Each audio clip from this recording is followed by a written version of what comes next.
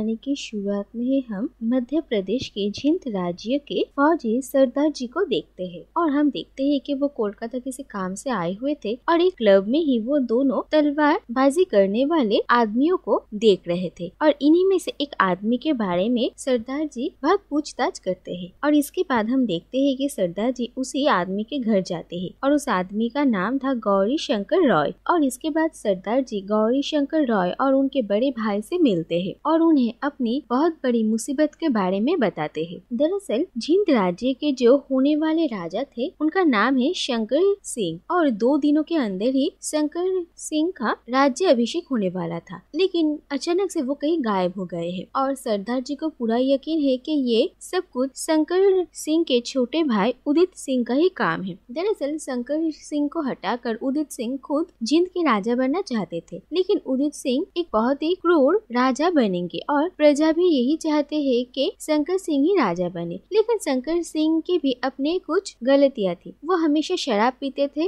और किसी भी चीज की जिम्मेदारियां वो नहीं लेना चाहते थे, लेकिन उनका दिल बहुत अच्छा था और वो अपने प्रजा के बारे में सोचते थे, इसलिए सब शंकर सिंह को ही जींद के राजा बनाना चाहते थे। और सरदार जी ये भी बोलते हैं कि इससे पहले भी शंकर सिंह का 2 बार राज्य अभिषेक की तैयारियां हुई थी, लेकिन राज्य अभिषेक के कुछ दिन पहले ही शंकर सिंह गायब हो गए थे और इसके पीछे उदित सिंह का ही हाथ था और इस बार शंकर सिंह को कड़े पहरे में रखा गया था और सरदार जी और शंकर सिंह का एक और बॉडीगार्ड रुद्र रूप शंकर सिंह के पहरे में थे। लेकिन इसके बावजूद भी उदित सिंह कैसे शंकर सिंह को महल से भगाकर लेकर गया ये उन्हें समझ में ही नहीं आ रहा है। लेकिन इस बार अगर प्रजा को फिर से ये पता चला कि जींद के होने वाले राजा राज्याभिषेक से पहले ही फिर से महल छोड़कर भाग गए तो जींद राज्य में शांति बनाए रखना मुश्किल होगा। इसीलिए राज्य और राजमहल में चुनिंदा कुछ लोगों के अलावा किसी को ये पता ही नहीं कि जींद के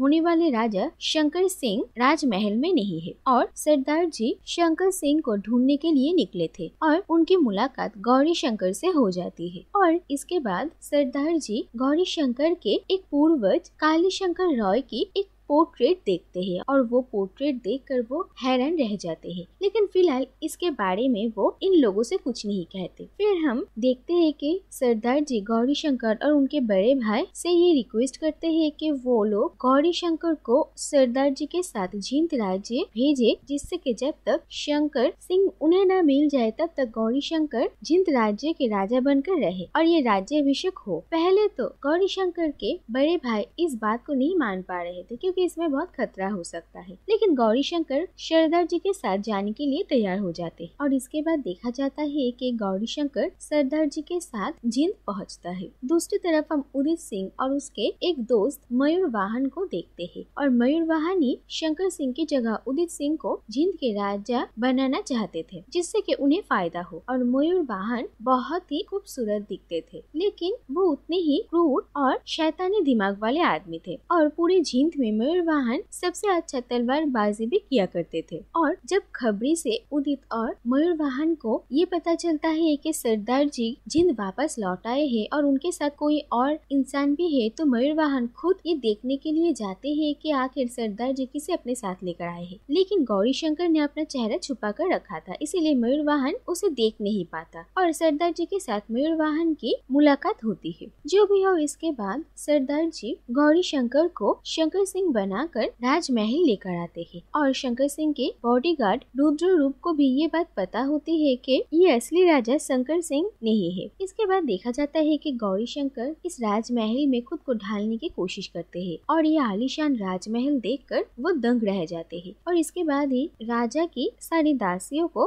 गौरी शंकर देखते हैं और उनमें से जो मेन दासी थी उसका नाम था चंपा। दरअसल चंपा जींद के एक बहुत अमीर आदमी की ही बेटी है और यहाँ के ये प्रथा है कि बड़े बड़े घरानों की जो बेटियां होती है वो एक वक्त राजमहल की राजा या रानी की सेविका का काम करती है। ये उन लोगों के लिए बहुत गर्व की बात होती है और चंपा भी शंकर सिंह की वैसे ही एक सेविका थी। और हम देखते हैं कि रुद्ररूप और चंपा दोनों एक दूसरे को पसंद करते थे। इसके बाद जब उदित सिंह और मयूर वाहन दोनों को ये पता चलता है कि सरदार जी शंकर सिंह को वापस लेकर आए हैं, तो वो लोग बहुत ही हैरान हो जाते हैं। इसीलिए बारी बारी उदित सिंह और मयूरवाहन राजा से मिलने के लिए आते हैं और हूबहू शंकर सिंह जैसे एक आदमी को देखकर ही वो दोनों दंग रह जाते हैं, लेकिन वो लोग कुछ कह नहीं पाते। और उदित सिंह एक बार तो गौरी शंकर को ये पूछ भी लेते हैं कि तुम कौन हो, और गौरी शंकर भी ये समझ रहे थे कि सचमुच ये काम कितना खतरनाक हो सकता है और एक राजा की जगह लेना कितना मुश्किल है। और दूसरी तरफ ये देखा जाता है कि उदित सिंह के एक दुर्ग में ही मयूरवाहन और उदित सिंह ने शंकर सिंह को बंदी बनाकर रखा था और वो लोग चाहते थे कि एक बार उदित सिंह का राज्य अभिषेक हो जाए तब वो लोग शंकर सिंह को मार डालेंगे। लेकिन इससे पहले ही कोई और आदमी शंकर सिंह बनकर आ गया है। इस बात से वो लोग परेशान हो जाते हैं, लेकिन वो लोग कुछ कर भी नहीं सकते हैं। इसीलिए पहले अब उन लोगों को उस नकली राजा को अपने रास्ते से हटाना पड़ेगा, इसके बाद ही वो लोग शंकर सिंह के साथ कुछ कर सकते हैं। और हम ये देखते हैं कि इस दुर्ग में शंकर सिंह बहुत ही तकलीफों में रह रहे थे। इसके बाद हम देखते हैं कि गौरी शंकर सरदार जी के साथ जिंद राज्य देखते हैं और उन्हें ये राज्य बहुत अच्छा लगता है। इसके बाद गौरी शंकर को ये पता चलता है कि जिंद के ही पास के जो राज्य है झड़ोआ, वहाँ की रानी कस्तूरी बाई के साथ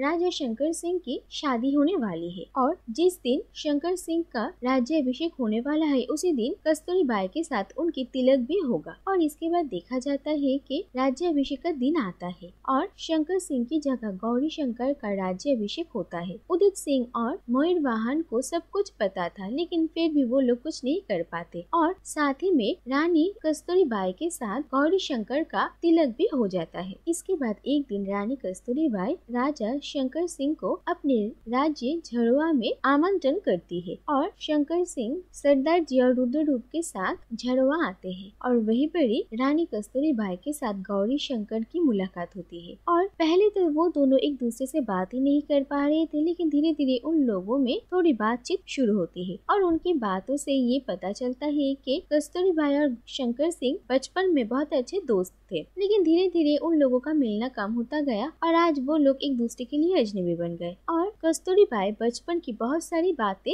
बताती है और गौरी शंकर भी ये सारी बातें पहली बार ही सुन रहे थे, लेकिन उन्हें ये सारी बातें याद है ऐसा दिखाना पड़ रहा था। और इसके बाद ये देखा जाता है कि कस्तूरी बाई और गौरी शंकर दोनों ही एक दूसरे को पसंद करने लगते हैं। इसके बाद हम देखते हैं कि रानी कस्तूरी बाई और गौरी शंकर दोनों एक दूसरे को चिट्ठी लिखा करते थे और कस्तूरी बाई गौरी शंकर को रात को उन्हें कभी मिलने के लिए भी बुलाया करती थी और वो दोनों एक दूसरे से धीरे धीरे प्यार करने लगते हैं। गौरी शंकर को ये बात पता थी कि ये सब कुछ ठीक नहीं है, लेकिन फिर भी वो अपने दिल को समझा नहीं पाते और वो सरदार जी को कहते हैं कि जल्द से जल्द शंकर सिंह को ढूंढ कर निकाले, जिससे कि राजा बनने का ये नाटक उन्हें और ना करना पड़े। ऐसे ही एक दिन गौरी शंकर रानी कस्तूरी बाई से मिलने के लिए जा रहे थे, तभी शहर में एक आदमी गौरी शंकर को देख लेते हैं और उस आदमी का नाम था प्रहलाद और वो दरअसल मयूरवाहन और उदित सिंह का खबरी निकलता है और राजा रात को महल से बाहर निकले हैं ये बात वो जाकर मयूरवाहन को बोल देता है और मयूरवाहन प्रहलाद को इस नकली राजा पर हमेशा नजर रखने के लिए कहता है। दूसरी तरफ सरदार जी को ये बात पता चल जाती है कि गौरी शंकर छुप छुप कर रानी कस्तूरी बाई से मिलने के लिए जाते हैं और वो गौरी शंकर को ये कहकर सावधान कर देते हैं कि रानी कस्तूरी बाई जिंद की होने वाली महारानी है और शंकर सिंह की होने वाली पत्नी। ये बात गौरी शंकर ना भूले। इसके बाद हम देखते हैं कि प्रहलाद के साथ मयूरवाहन बहुत ही बुरा बर्ताव करता था और धीरे धीरे प्रहलाद को भी ये समझ में आ रहा था कि वो गलत इंसानों का साथ दे रहा है। इसीलिए वो राजमहल राजा शंकर सिंह के लिए एक चिट्ठी लेकर जाता है, जो कि वो रुद्ररूप के हाथों देकर वहाँ से चला जाता है। और इसके बाद जब गौरी शंकर वो चिट्ठी पढ़ते हैं तो उन्हें ये पता चलता है कि दरअसल उदित सिंह और मयूरवाहन ने शंकर सिंह को उदित सिंह के ही दुर्ग में कैद करके रखा है, लेकिन वो लोग उस दुर्ग में सीधा सीधा नहीं जा सकते, इससे शंकर सिंह की जान को ही खतरा होगा और वो लोग क्या करेंगे इस बात का एक तरकीब सोचते हैं। और इसी दौरान उदित सिंह शंकर सिंह को उसके दुर्ग में शिकार के लिए निमंत्रण पत्र भेजता है। दरअसल उदित सिंह ने सोचा था कि वो इस नकली राजा को अपने दुर्ग में बुलाकर वहीं पर ही उसे मार डालेगा और इसके बाद शंकर सिंह को। जो भी हो, उदित की मंशा गौरी शंकर और सरदार जी भी समझ रहे थे, लेकिन फिर भी वो लोग उदित के दुर्ग में जाने का ही फैसला करते हैं, जिससे कि वो लोग शंकर सिंह को बचा सकते हैं। और इसके बाद देखा जाता है कि उदित सिंह सरदार जी और रुद्र रुद्र रूप कुछ सैनिकों के साथ उदित सिंह के दुर्ग में जाते हैं और दुर्ग के बाहर ही वो लोग टेंट बनाकर रुकते हैं। और इसके बाद देखा जाता है कि मयूरवाहन गौरी शंकर को मिलने के लिए बुलाता है और वो लोग जब अकेले एक दूसरे से मिलने के लिए जाते हैं तो मयूरवाहन ये साफ साफ कह देता है कि उसे पता है कि वो राजा शंकर सिंह नहीं है और मयूरवाहन कहता है कि वो अब उदित के साथ काम करना नहीं चाहता है और अगर गौरी शंकर उसका साथ दे तो वो लोग एक साथ काम कर सकते हैं और मयूरवाहन गौरी शंकर को इस जिंद राज्य के राजा बनने में हेल्प कर सकते हैं और बदले में गौरी शंकर मयूरवाहन की शादी चंपा के साथ तय कर देंगे क्योंकि चंपा एक अमीर आदमी की बेटी है और एक बार अगर चंपा के साथ उसकी शादी हो जाएगी तो मयूरवाहन को कोई हाथ भी नहीं लगा सकता। और ये बात सुनकर गौरी शंकर बहुत नाराज हो जाते हैं और वो मयूरवाहन को उल्टी सीधी बातें सुनाकर वहाँ से भेज देते हैं। और मयूरवाहन जाने से पहले गौरी शंकर को ये कहकर जाते हैं कि कस्तूरी बाई के साथ ना ही तो उसकी शादी होगी और ना ही तो शंकर सिंह की, कस्तूरी बाई के साथ उदित सिंह शादी करेगा। और ये कहकर वो वहाँ से चला जाता है। और इसके बाद सरदार जी गौरी शंकर को एक बात बताते हैं। वो कहते हैं कि दरअसल गौरी शंकर के पूर्वज काली शंकर रॉय जिन्होंने के उनके परिवार की जमींदारी शुरू किया था वो दरअसल एक जमाने में झिंद के दीवान हुआ करते थे और उस वक्त जो झिंद के राजा थे उनकी कोई औलाद नहीं थी और बहुत कोशिशों के बाद भी जब उनका बेटा नहीं हुआ तब उन्होंने दीवान काली शंकर रॉय की मदद ली और फिर काली शंकर रॉय और महारानी की एक बेटा हुआ और वही आगे जाकर झिंद के राजा बने और उसी बेटे के वंशज ही अब झिंद के राजा है और शंकर सिंह और उदित सिंह उसी राजा के वंशज है। यानी कि शंकर, उदित और गौरी शंकर तीनों भाई है और इस झिंद राज्य में जितना हक शंकर सिंह और उदित सिंह का है उतना ही हक गौरी शंकर का भी है। और ये बात जानकर गौरी शंकर हैरान रह जाते हैं और सरदार जी गौरी शंकर को ये कह देते हैं कि अगर वो शंकर सिंह को झिंद के राजा नहीं बना सकते तो वो उदित सिंह को भी झिंद के राजा नहीं बनने देंगे। और वो इनडायरेक्टली यही कहते हैं कि शंकर सिंह अगर राजा नहीं बनेंगे तो वो गौरी शंकर रॉय को ही झिंद के अगले राजा बनाएंगे। इसके बाद हम लोग देखते हैं कि रात को चोरी छुपे प्रहलाद गौरी शंकर से मिलने के लिए आता है और वो गौरी शंकर को कहता है कि आज रात को ही मयूरवाहन रानी कस्तूरी बाई को किडनैप करके लेकर आने वाला है और साथ ही में वो लोग गौरी शंकर को भी जान से मारना चाहते हैं। इसके बाद प्रहलाद के दिखाए हुए सीक्रेट रास्तों से ही गौरी शंकर और रुद्र रूप उस दुर्ग के अंदर पहुँचते हैं और मयूरवाहन के वापस आने का इंतजार करते हैं। इसके बाद हम देखते हैं कि मयूरवाहन कस्तूरी बाई को अपने साथ इसी दुर्ग में लेकर आता है और इसके बाद गौरी शंकर के साथ उसकी मुलाकात होती है और गौरी शंकर और मयूरवाहन के बीच तलवारबाजी होती है और गौरी शंकर मयूरवाहन को घायल कर देता है। इसके बाद गौरी शंकर उदित से मिलने के लिए जाता है और वो उदित को भी जान से मार डालता है। इसके बाद शंकर सिंह और गौरी शंकर की एक दूसरे के साथ मुलाकात होती है और गौरी शंकर को पता था कि इस राज्य में जितना शंकर सिंह और उदित सिंह का हक है उतना ही हक उसका भी है और वो अब शंकर सिंह को भी मारकर इस झिंद राज्य के राजा और कस्तूरी बाई से शादी करना चाहता था।